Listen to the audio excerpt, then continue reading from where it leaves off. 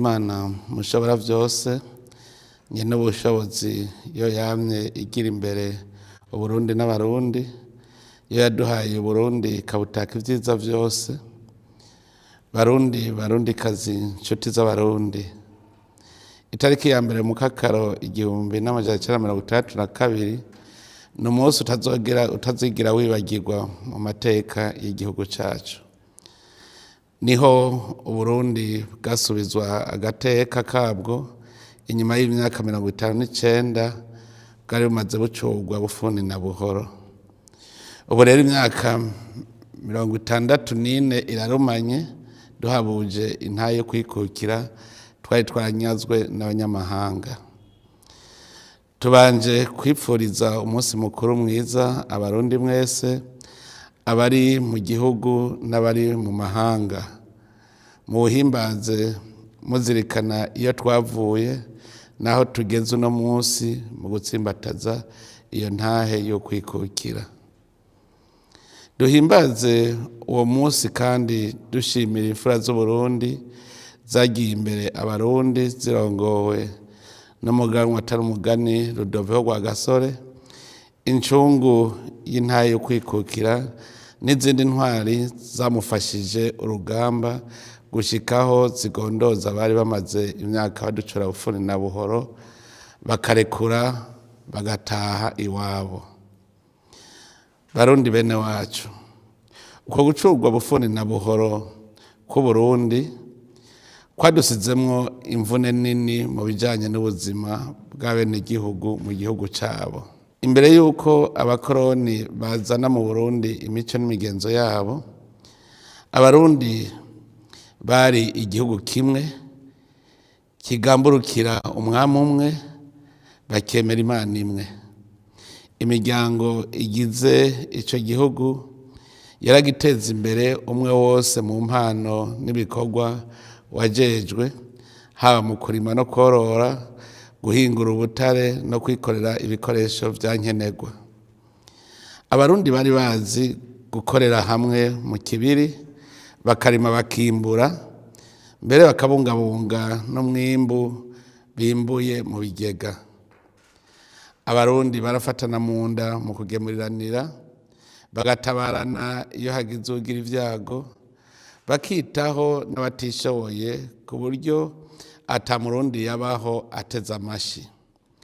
Indero y'abana yatangurira haziko, bakerekana ko umwana yarezwe runtu abonekera mu bukerebutsi no mu bwitonzi, ntiyasegerereza kandi ntiyibaraguza.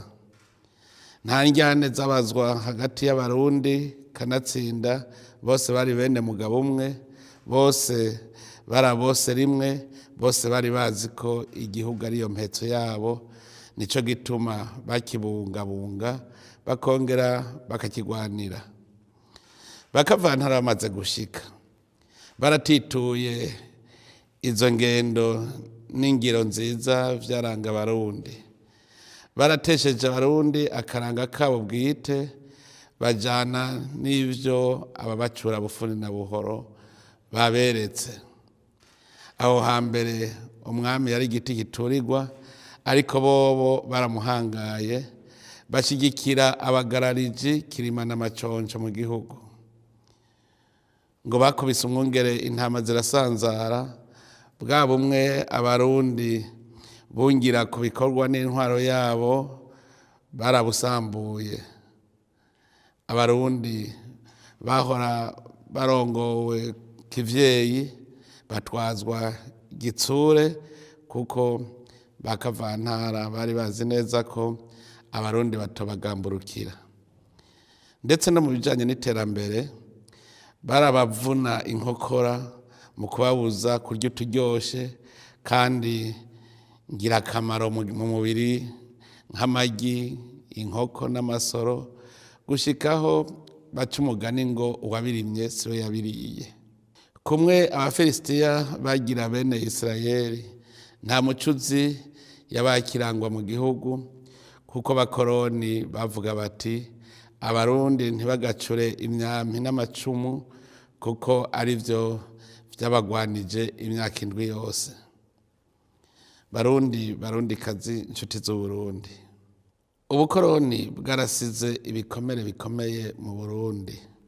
Mu vya mbere barahungabanije inzego z'igihugu cacu cari cubakiyeko. Umwami Sebarundi asigara ahabwa amategeko n'abanyamahanga ataho vyakabaye. Ubukoroni bwarabivye umugera w'amacakubiri mu Burundi, mu kugira mu bana b'Uburundi bankunzi n'abanyagupfa kugira ngo batere mu bose rimwe ishari n'inzigo, ngo Barundi bacanemwo ntibaheze ngo bashobore kunama rimwe nk'abavukanyi nk'uko vyari biri imbere y'umuzo w'abakoroni. Ni ukuvuga ko Abarundi baciye babana nka babandi dusoma muri Bibiliya bariko bubaka ikizu c'ikibaberi, hanyuma Imana ikabayoberanya indimi ntibasubira kubaka. No mu Burundi vyabaye uko. Mu gisata c'ubutunzi ubwa mbere hoho igihugu arico cibare c'Abarundi barakinyaze bagira icabo bakoreramwo ivyo bishakiye. Ubutare barimba bagatwara, Abarundi bakabakoresha nk'abakozi babo. Guhera ico gihe igihugu c'Uburundi nticasubiye kuba umurima rusangi, umwe wese yaciye yihariza akarima kiwe, ikibiri kiba kiraciwe mu gihugu. Abadagi bamaze kugenda, Ababirigi bagize Uburundi intara y'Ububirigi. Abarongozi baca bahinduka abakozi b'Ububirigi, bagahembwa n'Ababirigi, kandi bahora bariko bakorera Abarundi, bakabeshwaho n'ibivuye mu Bubirigi, kandi kare Abarundi bose babeshwaho n'ivyo birondereye. Kuva ico gihe c'abakoroni ibintu vyarahindutse, uwize wese yacaba nk'umukozi w'Ububirigi akabeshwaho n'Ububirigi, arico gituma bavuga ko ukize akiri wabo, ukize akiri isuka. Nico gituma n'ubu umuzirikanyi mubize ugumurebagana uraba Ububirigi. Igihugu c'Uburundi nticasubiye kuba ic'Abarundi gusa, umugwa mukuru umaze kuba usumbura, uretse ko Ababirigi bari bacigaruriye aribo bagitwara, n'Abanyarwanda n'Abanyekongo bo mu buseruko batwarirwa i Bujumbura. Ucumengo rero noneho igihugu c'Uburundi cabaye ic'abanyamahanga. Mu burongozi wasangamwo Ababirigi, Abarundi, Abanyekongo n'Abanyarwanda. Nico gituma mbere ku munsi nk'uwu Abanyarwanda bo n'imiburiburi baba bakwiye kuza i Bujumbura bagahimbazanya natwe uyu munsi mukuru, kuko urugamba rwo guharanira intahe yo kwikukira y'u Rwanda n'Uburundi rwagwaniwe i Bujumbura. Barundikazi, inshuti z'Uburundi, mu guharanira intahe yo kwikukira Ababirigi bobo babona ko Abarundi bagomba kubanyaga intara yabo, arico gituma intwari z'Uburundi baciye bazinyaga ubuzima, barabagandagura. Ndetse kubera bagiye batagiye, bagiye banyegeje n'ibirombwe bimbamwo ubutare, baca basiga inyigisho mu mashure ivuga ko agataka k'Uburundi atatunga ririmwo, kugira ngo ntihagire n'uwuzocutsa umutima wo kurondera ubutare bwotunga Uburundi. Nuno musi baracavuga ko Uburundi arico gihugu ca mbere gikenye kw'isi, kandi bazi ko dufise umutahe Imana yaduhaye aribwo butare. Mu kugenda kandi ntibemeye gusigira igihugu indongozi zagiharaniye, bahisemwo kugandagura abaharaniye kwikukira kugira ngo igihugu bagisigarane abo bizeye ko aribo babakujije mu ndero no mu muzirikanyi, aribo bari bahurikiye mu mugambwe PDC, umugambwe rukristu w'abakunda intwaro ya demokarasi. Nico gituma basize babigishije gutoteza uwo wese yaharaniye ukwikukira canke igisanira ciwe. Ni nayo mvo yatumye indongozi basize ziguma zitwarira ku karangamutima k'amacakubiri yabibwe n'abakoroni gushika mbere aho zihibara zigatunganya n'ihonyabwoko, ariko kakaba kamizwe n'ingoma kandi vyakorwa izuba riva.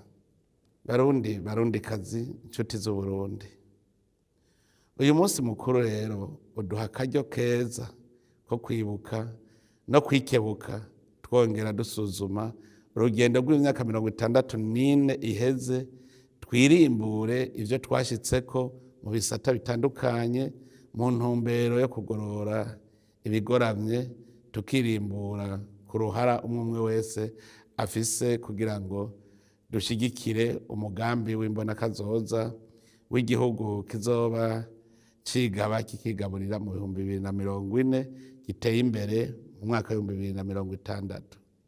Icambere twobanza tugashira mu mizirikanyi yacu nuko iki gihugu cacu kitakiri icibare c'Ubudagi canke c'Ububirigi, ni gwacu twebwe Abarundi. Nico gituma icivugo c'uyu mwaka twatoye kivuga kiti dukunde igihugu cacu kandi tugikundishe abandi. Nitwumve kandi dutegere ko iki cibare cacu atawundi tukigumirije, ntidukore nk'abacangero, twumve ko ari wacu kandi ari twebwe dutegerezwa kuhubaka nka kurya ibindi bihugu vyubatse iwabo. Rimwe na rimwe ndategera incabwenge zifata nk'abacangero kuko abakoroni nivyo batwatiye, ariko mumenye ko nabirya bihugu mucambirwa bene vyo aribo bavyubatse kera, vyari bimeze nka twebwe. Ntawanka rero konka ibere rya nyina ngo nuko agwaye amahere, kuko buraca bugacana ayandi, ya mahere agakira. Nico gituma imbere yuko ndangiza iri jambo nagira ntangure gukebura imigwi itandukanye erimwe imboneza z'igihugu kandi ariyo benshi bahanze amaso. Ubwa mbere nkebura umugambwe w'Iprona.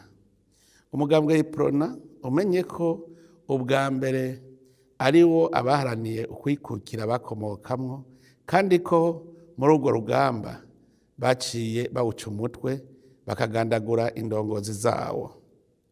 Mumenye ko iyo ngendo yo kunigira mu meshi ukwikukira ku Burundi yabandanije gushikaho batembagaza intwaro ya cami kugira ngo barandurane n'imizi akarangamutima kama k'intwaro y'u Burundi, ngo ntidushobore kwiganza. Igihe higanza umugambi umwe mu gihugu iyindi gafutwa, mugube mwibuka ko umugambwe waciye wiganza, indongozi zibona kure zagandaguwe, ugasigara urongowe n'abapedese batashaka ko Burundi bwikukira. Turabasavye murandurane n'imizi mu mugambwe w'Iprona, agatima kakirebagana k'ubukoroni, kuko umengo n'ubu Uburundi ni cibare turariririye umukoroni.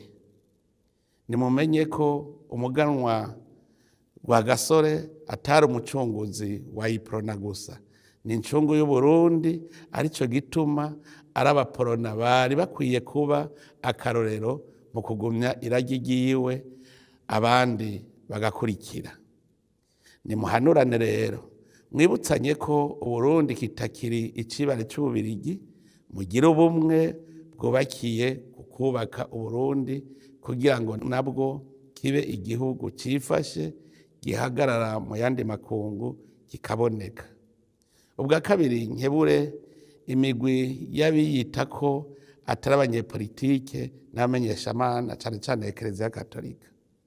Murazi ko Ekereziya Gatolika ari ryo huriro umugambwe PDC utemera ukwikukira ku Burundi wari ushingiyeko, kandi rikaba ari ryo ryari ryiganje mu gihugu. N'ubu niryo ririmwo abenegihugu benshi. Ivyakurikiye murabizi, kandi murazi ko abenshi mu bihebeye Imana bishwe ari ubwoko bumwe, kandi harimwo n'indongozi muri Ekereziya babigizemwo uruhara. N'ubu turacabona abamenyeshamana canke abari mu mashirahamwe avuga ko adaharanira ivya politike bacigenza nk'uko umenga ni inderetsi z'umukoroni. bamurerekeye icibare ciwe. Ivyo tukabibonera mu kugene aho gukebura abajejwe intwaro, ahubwo umengo bariko bararega ku mukoroni, nk'uko umengo aracafise ubutegetsi mu Burundi atabuhawe. None rero harageze ko inyigisho zanyu ziba inyigisho zizana umwizero mu gihugu, zitaza zisukira mu cogeje umwasi adashaka ko Burundi kiba igihugu cigaba kandi kikigaburira. Ubwa gatatu, nagira nerekeze inkebuzo ku mugambwe Frodebu. Umugambwe Frodebu niwo wagira uvyure akanovera k'akarangamutima k'intwaro ibereye mu Burundi, nk'uko bagize Iprona igihe yaharanira ukwikukira ku Burundi bagaca bayica umutwe. Mumenye ko ariko bagize Frodebu igihe haranira intwaro ya demokarasi, nayo nyene baciye bayica umutwe. Mumenye ko aba PDC bari Abarundi, kandi ko umugera w'ubwicanyi ari wo wabareze. Mumenye kandi ko iyo PDC yemera ko ukwikukira hamwe kubaye koza n'imiburiburi mu myaka 30 yakurikira. Ni ukuvuga ko kuri bo vyari kuba vyopfuma Uburundi bwikukiye mu 1992. None siho nyene ibwirizwa shingiro ryemera intwaro ya demokarasi ryatogwa. Frodebu rero nimenye ko rujya rugamba yagwaniye rwari urwo gutsimbataza ukwikukira, kandi ko urwo rugamba n'ubu rukibandanya. Incungu ya demokarasi rero ni iy'Uburundi, si iy'umugambwe. Nyenicubahiro Ndadaye Melchior si incungu ya Frodebu, ni incungu y'Uburundi, ntihagire uwumutesha agaciro. Rero mubandanye mukebura abanywanyi banyu, mubabwire ko ivyo Abarundi bakora vyose atayindi ntumbero vyogira atari ukwikukira nyakuri. Ubwa kane, nkebure umugambwe CNDD-FDD, nawo nyene ni ubimenye ko Uburundi buzogira ukwikukira nyakuri mu gihe Abarundi batazoba bagihanze amaso amakungu kugira ngo babeho. Dutegerezwa gukora gushikaho Uburundi buhagarara mu yandi makungu bakabubona ijunja. Mumenye ko uwo mugambwe CNDD-FDD uhurikiyemwo Abarundi bose biyemeje guteza imbere igihugu. Muri abo Barundi cane cane incabwenge harimwo abaciyumvira ko kugira bagire ubuzima bwiza ari ukurindira ico umunyamahanga avuga canke ubuhanuzi bumuvuyeko. Mumenye ko akimuhana kaza imvura ihise, kaza ataco kagikiza. Kira noneho muramaze no kubibona ko muri mwebwe harimwo ab'amaguru ari Burundi, ariko agatima kari mu bukoroni. Uwo ubuzima bunaniye baca bigira mu bakoroni nk'abagiye iwabo. Ico nico kimenyetso ko hari Abarundi babohowe imigozi y'ubukoroni, ariko agatima kagaguma kari mu bukoroni. N'ubu hariho abaguma babona ko Uburundi ari cibare c'abakoroni baraririye, mbere bakabisemba kugira ngo babahe akazi k'uburaririzi mu Burundi. Abo rero ndabasaba kuvyibagira, bemere ko bari wabo kandi ko ariho bazohambwa. Nkebura Abarundi bose, cane cane abize. Murumvise ko Abarundi twese turi bamvuye kure, twarikukiye, ariko agatima k'abatari bake umenga baraririye icibare c'umukoroni. Wa wundi ngo imvubu irisha imusozi iraririye Rusizi. Hariho abari mu Burundi agatima kari mu bakoroni. Uwundi ati ingona iva mu ruzi karigaturume. Hariho ababona ko kwikukira kw'abanyazitunga bakaguma baharanira ko umukoroni yotuguma ku mugongo. Inyuma y'imyaka 60 twitwa ko twishira tukizana, ubu niho tumenye ukuri ku gihugu cacu, kuko turiko turubura itunga dufise twari twarahishijwe. Inyuma y'imyaka 60 twishira tukizana, n'ubu turacashaka kugendera ku macakubiri yabibwe mu Burundi n'umukoroni. Indongozi ziraciharura mu bwoko kandi tuzi ko ubutegetsi butagira ubwoko. Hariho amashirahamwe yigenza nk'uko arerekeye umukoroni, bakarega leta nk'uko umengo babwira nyaritongo ngo aze gusohora ubutegetsi bw'u Burundi. Nagira namwe ndabatangariza icese ko ngaha ari mu Burundi icibara Imana yahaye abarundi kandi ko atawuzobasohoramwo. Nimwe abamushaka ko dutera imbere nk'ayandi mahanga, nimwicare ngaha dukore, kuko n'abarya bateye imbere barakuye amaboko mu mpuzu, barakora, none barateye imbere. Barundi kazi, inshuti z'Uburundi, ico nababwira kuri uyu munsi nuko umurundi wese yobanza kumenya kandi akemera ko yikukiye abishaka kandi abinyotewe. Ubukene si ingwara idakira, umukene nawe sinyagupfa. Na kare barayamaze bati umukene adakehaniwe n'amagara ntabure ico yikenuza. Uwanka gukora niwe agendana ubumuga butagaragara, niwe mwasi wo kwikukira n'iterambere. Abasi bo kwikukira bariho, sabandi nabo bose badakunda igihugu cabo, badakunda ibikorwa, bashaka kurya ivyo batabiriye akuya. Abo rero no kubahanura vyase no kubaharira ivomo. Ndazi ko mu ruvyaro rwacu tugifise umwandu w'ubukoroni, ngira ngo kubera twize nabi canke twonkejwe nabi tukazingama, ariko haracariho ivyizigiro. Uburundi ni igihugu gitunze umutahe ukomeye. Hamwe twokwivyukiranya nta gisivya turabarurangiranwa. Tumenye ko ivyo turirana hariho abandi babiririra. Ivyo bihugu duhurumbira twokura amaboko mu mpuzu, aho bukera navyo bizoduhurumbira.